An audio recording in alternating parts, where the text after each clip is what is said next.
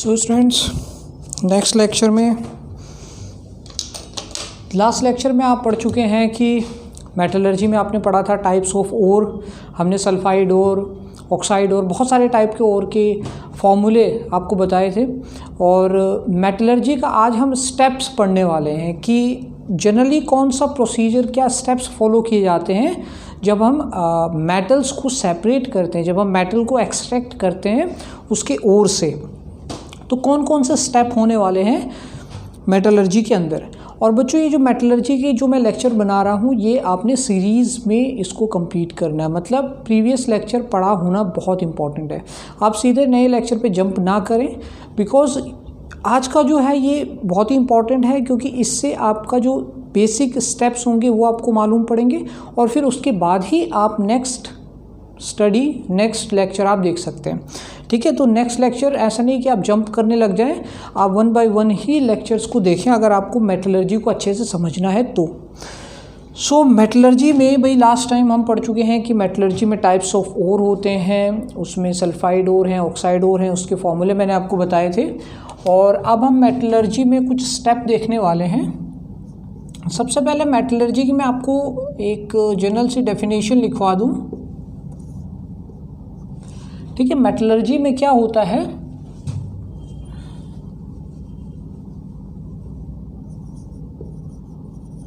Metallurgy में हम the process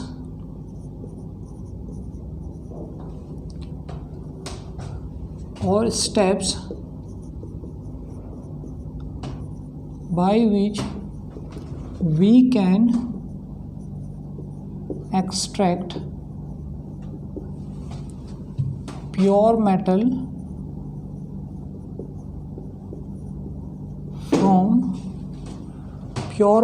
from its ore। Ore से जब हम प्योर मेटल को एक्सट्रैक्ट करते हैं तो उस स्टेप को हम कहते हैं मेटलर्जी। ठीक है, उस स्टेप को हम मेटलर्जी कहते हैं। तो भाई आगे इसमें क्या होगा, तो प्रोसेस और steps by which we can extract pure metal from its ore. अब देखो, इसमें आप देखोगे कि मेटलर्जी के अंदर स्टेप्स कौन कौन से हैं, ध्यान से इसको आपने समझना है। एक एक स्टेप को हम नेक्स्ट लेक्चर में डिटेल में पढ़ेंगे। अभी मैं आपको पूरा स्टेप, पूरा फ्लो चार्ट बता देता हूँ। ठीक है, और ये फ्लो चार्ट एग्ज़ाम में पूछा भी जाता है, बोर्ड एग्ज़ाम में डायरेक्टली कई बार इस टाइप के क्वेश्चन बनते हैं घुमा करके कि आपको फ्लो चार्ट बनाना पड़ता है। ठीक है, तो पहला स्टेप है इसमें, फर्स्ट स्टेप देखो क्या होता है कि ये जो डिफरेंट टाइप के स्टेप्स मैं बता रहा हूँ, ये डिपेंड करता है कि वो ओर का टाइप कौन सा है, वो ऑक्साइड ओर है, सल्फाइड है, कार्बोनेट है, कौन से टाइप का ओर है। प्लस वो डिपेंड करता है कि वो कौन सा मेटल का ओर बना हुआ है। तो अलग अलग मेटल्स, अलग अलग ओर पर ये मेथड वेरी करते हैं। बट अपने पास कुछ जनरलाइज फॉर्म है जिनसे कुछ जनरल मेथड्स हैं, जनरल प्रोसीजर है, जो कि हर एक ओर पर काम करेगा, हर एक टाइप के ओर पर काम करेगा। पहला स्टेप इसमें आएगा क्रशिंग एंड ग्राइंडिंग ऑफ ओर।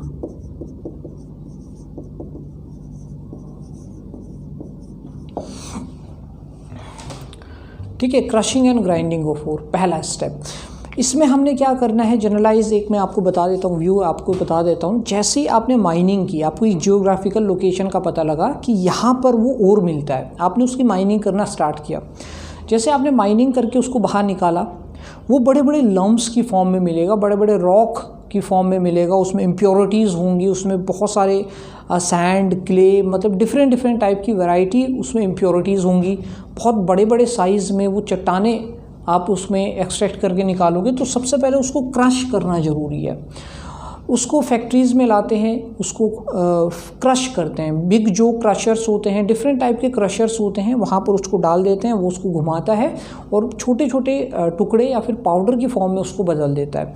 तो क्रशिंग एंड ग्राइंडिंग, क्रश करके उसको ग्राइंड किया जाता है, उसके पाउडर बनाया जाता है, जिससे कि हम उसमें से क्या निकाल लें, जो ओर है उसमें से हम मेटल को आसानी से निकाल पाए आगे उसको स्टेप में फर्दर इजी करने के लिए ये करना पड़ता है, क्योंकि अब बड़े बड़े अगर रॉक्स होंगे तो उन पर किसी केमिकल का अटैक करना या फिर किसी प्रोसीजर पे उसको लगाना बहुत मुश्किल है।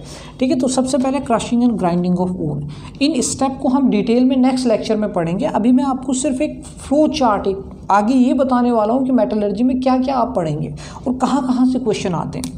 ठीक है, पहला स्टेप।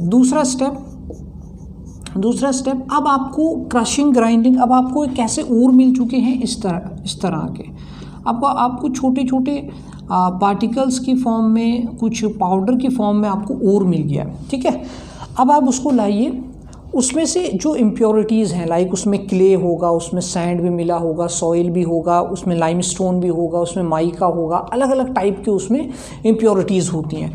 आप उस इम्प्योरिटीज़ को रिमूव कर दीजिए, वहाँ से आप उन इम्प्योरिटीज़ को रिमूव करिए। तो सेकंड स्टेप अपने पास होता है कंसंट्रेशन ऑफ ओर। अब आप कहोगे सर आपने तो कहा था इम्प्योरिटीज़ को रिमूव करना है, उसी का मतलब होता है कंसंट्रेशन ऑफ ओर। ठीक है, आप उसको कंसंट्रेशन ऑफ ओर कहते हैं, या फिर आप उसको कहते हैं ड्रेसिंग ऑफ ओर। ठीक है, दोनों वर्ड यूज़ किए जाते हैं। या फिर आप उसको कहते हैं इनरिचमेंट ऑफ ओर। मैं चाहता हूँ कि कोई भी आपका यहाँ पर पॉइंट, कोई भी वर्ड एस्केप ना हो, आपको कंप्लीटली यहाँ पर पता लग जाए। जो भी आप जिस भी बुक्स में पढ़ोगे ये वर्ड आपको कहीं ना कहीं अलग अलग बुक्स में आपको मिलते रहेंगे। एनरिचमेंट, ड्रेसिंग ऑफ ओर और कंसंट्रेशन ऑफ ओर, इन तीनों का ही मतलब होता है कि जो ओर में इम्प्योरिटीज़ है उसको हटा लिया जाए। ठीक, आगे देखो स्टेप थ्री। अब इस स्टेप की जो कंसंट्रेशन ऑफ ओर है उसके डिफरेंट मेथड्स हैं, है ना। कौन से, मैकेनिकल सेपरेशन करके, फ्लोटेशन, इस तरह के डिफरेंट मेथड्स होंगे। तो वो हम नेक्स्ट लेक्चर में मैं आपको बताऊंगा कि उसके कौन कौन से मेथड हो सकते हैं। ठीक है, स्टेप थर्ड में आप देखो, स्टेप थर्ड में क्या होना है। अब हमने क्या करना है कि कन्वर्जन ऑफ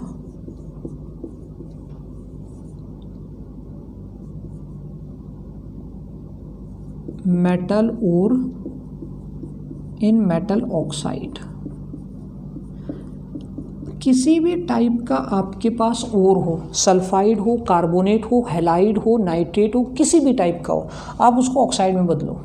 आपको ऑक्साइड में बदलना पड़ेगा, बिकॉज ऑक्साइड को उसके बाद आगे प्रोसेस करना, आगे रिड्यूस करना आसान होता है, तो इसीलिए हम उसको ऑक्साइड में बदल देते हैं। ठीक है, चौथे स्टेप में जब ये ऑक्साइड में बदलेगा तो अब क्या करना है, रिडक्शन ऑफ मेटल ऑक्साइड। तो जब मेटल ऑक्साइड में से ऑक्सीजन निकल जाएगा, रिडक्शन मतलब रिमूवल ऑफ ऑक्सीजन, आप ऑक्सीजन हटा दो, आपको क्या मिलेगा, metal. So reduction of metal oxide into metal. But वो मेटल किस तरह की होगी, अभी इम्प्योर होगी, वो प्योर नहीं होगी। आप कहोगे सर हमने यहाँ तो इम्प्योरिटीज़ रिमूव कर दी, पर कुछ तो उसमें इम्प्योरिटीज़ होंगी अभी भी। अगर उसको बहुत अच्छे से प्योरीफाई करना है तो आपको स्टेप 5 में जाना पड़ेगा, which is known as refining of impure metal. जो भी इम्प्योर मेटल होगा उसको रिफाइन कर लो, या फिर आप इसको आल्सो नोन एज प्यूरिफिकेशन।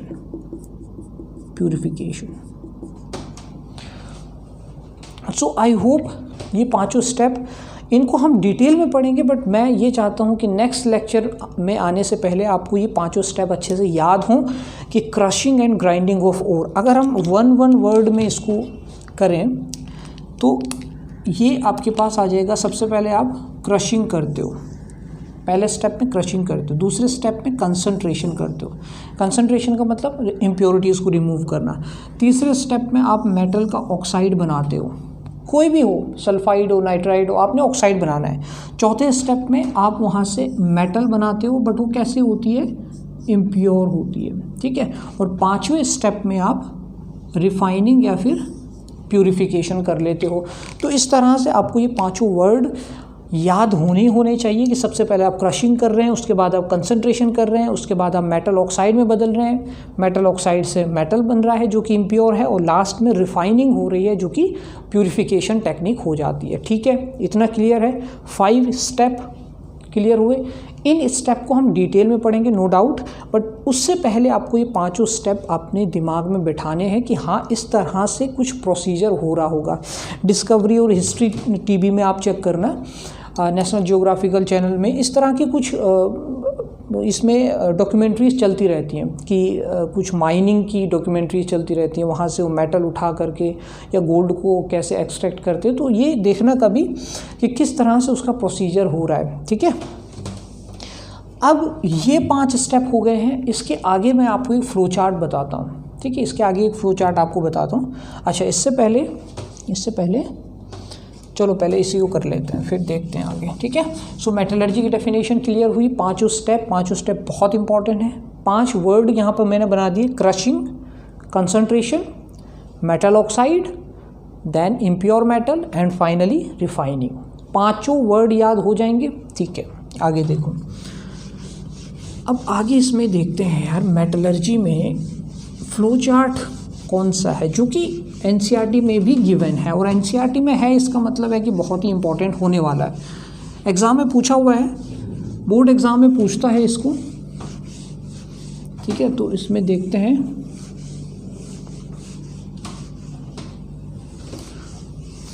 ठीक है, तो मेटलर्जी आपको अच्छे से क्लियर होगी।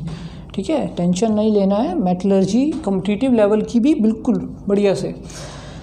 अब अच्छा, इसमें यहाँ पर मैं आपको बता देता हूँ। सबसे पहले potassium, sodium, calcium, magnesium, aluminium, zinc, iron, cobalt, nickel, tin, lead, hydrogen, copper, mercury, silver, gold, platinum. ठीक है भाई, तो ऐसे ही आपने भी याद करने हैं। Potassium, sodium, calcium, magnesium, aluminium, zinc, iron, cobalt, nickel, tin, lead, hydrogen, copper, silver, hydrogen, copper, mercury, silver, gold and platinum. ये आपको पता है कि ये एक्टिविटी सीरीज़ है। जैसे जैसे आप नीचे आते हो तो इसमें क्या होता रहता है, मेटल्स, जैसे जैसे आप नीचे आते रहते हो तो मेटल्स लेस रिएक्टिव होते रहते हैं। अब आपको पता है कि यार ये सिल्वर है, गोल्ड है, प्लेटिनियम है, ये तो नोबल मेटल्स हैं। नोबल मेटल मतलब जो किसी के साथ रिएक्शन नहीं करेंगे। ठीक है, वो किसी के साथ रिएक्शन नहीं करते, अपने अकेले रहते हैं। ठीक, अनरिएक्टिव फॉर्म में रहते हैं, फ्री स्टेट में रहते हैं, नेटिव फॉर्म में रहते हैं। ठीक है, और इन्हीं के हमने कौन से और पढ़े थे, नेटिव और पढ़े थे। ठीक, अच्छा, अब इसमें क्या होता है कि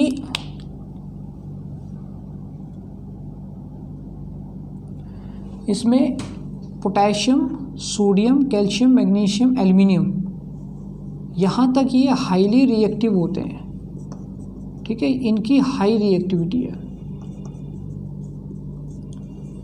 और zinc, iron, cobalt, nickel, tin, lead, ये होते हैं मीडियम रिएक्टिव।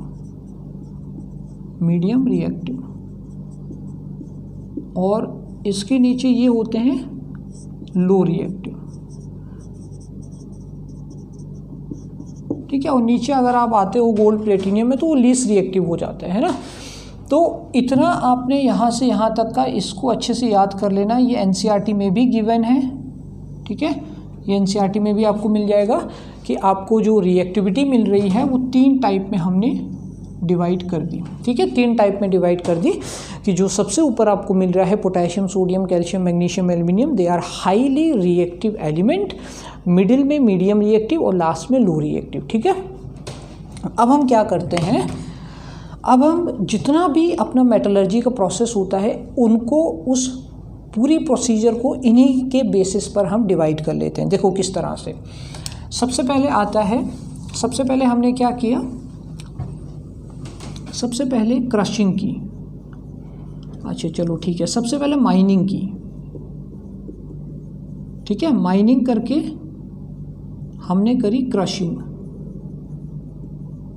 माइनिंग करके निकाला उसको, ओर को, किसी भी टाइप को ओर को हमने निकाला, क्रशिंग की।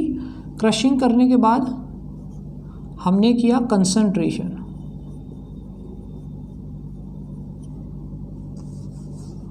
क्रशिंग करने के बाद हमने क्या किया, कंसंट्रेशन। कंसंट्रेशन का मतलब क्या होता है कि उसमें से हमने इम्प्योरिटीज़ को बाहर निकाला, ठीक है।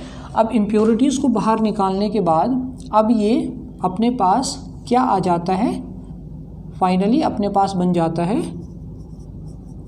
कंसंट्रेटेड ओर।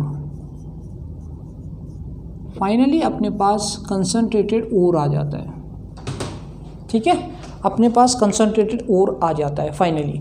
अब ये कंसंट्रेटेड ओर 3 टाइप का होगा, ठीक है, समझ रहे हो। या तो ये हाई रिएक्टिव वाले एलिमेंट का कंसंट्रेटेड ओर होगा, या फिर मीडियम रिएक्टिव वाले मेटल्स का कंसंट्रेटेड ओर होगा, या फिर लो रिएक्टिव वाले मेटल्स का कंसंट्रेटेड ओर होगा, ठीक है, बन सकता है, ठीक है। अब सपोज ये सबसे पहले अपने पास आया, यहाँ पर अगर हम लिखें कि हाईली रिएक्टिव एलिमेंट, कि भाई सबसे पहले अपने पास जो ओर आया वो किसका आया, हाईली रिएक्टिव एलिमेंट का ओर अपने पास कंसंट्रेटेड ओर आया, ठीक है। दूसरे नंबर पर मीडियम रिएक्टिव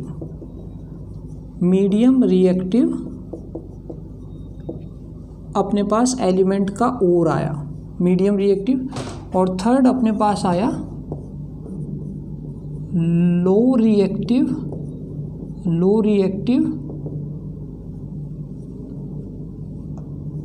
एलिमेंट्स का, एलिमेंट्स या मेटल अगर हम कहें तो ज़्यादा सही रहेगा ना, मेटल हमको कहना चाहिए। तो हाईली रिएक्टिव एलिमेंट या हाईली रिएक्टिव मेटल्स का, फिर मीडियम रिएक्टिव का, फिर लो रिएक्टिव का, ये 3 अपने पास बने। अब हम क्या करते हैं, सबसे पहले हाई रिएक्टिव वालों को देखते हैं। हाई रिएक्टिव वालों में हमने क्या करना है, हमने लगानी है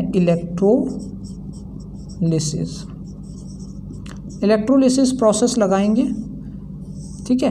अब ये इलेक्ट्रोलिसिस क्या होगा वो हम नेक्स्ट लेक्चर में उसको डिटेल में उसी को हम स्टडी करेंगे। सबसे पहले इलेक्ट्रोलिसिस लगाएंगे। इलेक्ट्रोलिसिस लगाने के बाद आपको मेटल मिलेगी, बट वो मिलेगी इम्प्योर, ठीक है।